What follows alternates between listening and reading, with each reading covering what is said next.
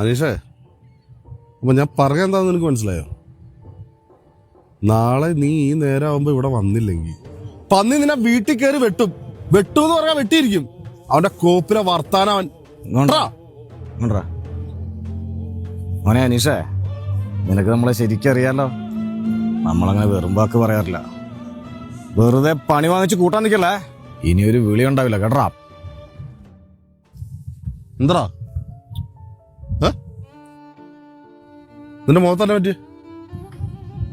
എന്താ പറ്റിയത്? ഒന്നുമില്ല കേട്ടോ. നീ പറടാർക്ക എന്താ വേണ്ടേട്ടാ, ആ വിട്ടേക്ക്. വീടാനോ? എന്തുവിടെ? എന്താന്ന് വെച്ചാ പറടാ. ഞാൻ നാളെ വീട്ടിൽ പോയിണ്ടായിരുന്നു.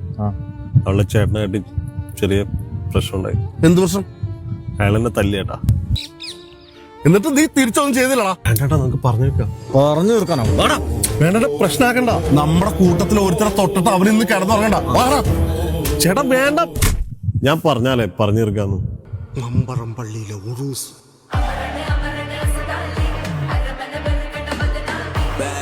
ആരാണത്? ഞാൻ പറഞ്ഞില്ലേ, ഇത് അവളുടെ ഏട്ടൻ.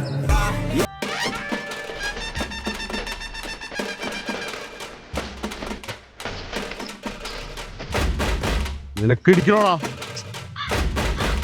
നിനക്കിരിക്കണോടാ? എനിക്കിത് കൊണ്ടാ ഇങ്ങനെ ഇടിക്കും.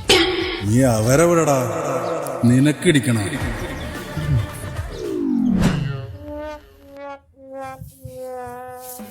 അപ്പൊ ഞാൻ പറഞ്ഞു വന്ന എന്താന്ന് വെച്ചാലേ, കോപ്പ് പൊട്ടറുള്ളൂ. നീ പൊടിക്കൊതുങ്ങണം. നീ തന്നെ അല്ലെങ്കിൽ കുറച്ച് കാലമായിട്ട് നിന്റെ കയ്യിലിരിപ്പ് വളരെ മോശമാണ്. നീ ഈ ചേട്ടന്റെ മുഖത്തേട്ടൊന്ന് നോക്കിയാടാ. ഒന്ന് കുടിയാൻ വേട്ടാ. എന്നാ നല്ല മുഖം നോക്കി. മുത്തുമണിയുള്ള ഈ ചേട്ടൻ വീട്ടിൽ പോയിട്ട് പെണ്ണാലോക്ക് നിനക്ക് എന്ത് യോഗ്യതയുള്ള? നീ നിന്റെ മുഖം കണ്ണാടിയിൽ നോക്കിയണ്ടാ മരഭൂതമേ. ഇതാടാ നീ പറഞ്ഞ നിന്റെ ആത്മാർത്ഥമുള്ള സുഹൃത്തുക്കള്. ഒരു 15 മിനിറ്റ് മുമ്പ് ഒരു ഉമ്മാർക്ക് ആത്മാർത്ഥം ഉണ്ടായിരുന്നേട്ടാ. ഇപ്പൊ എന്താ സംഭവിച്ചതെന്ന് അറിയൂല.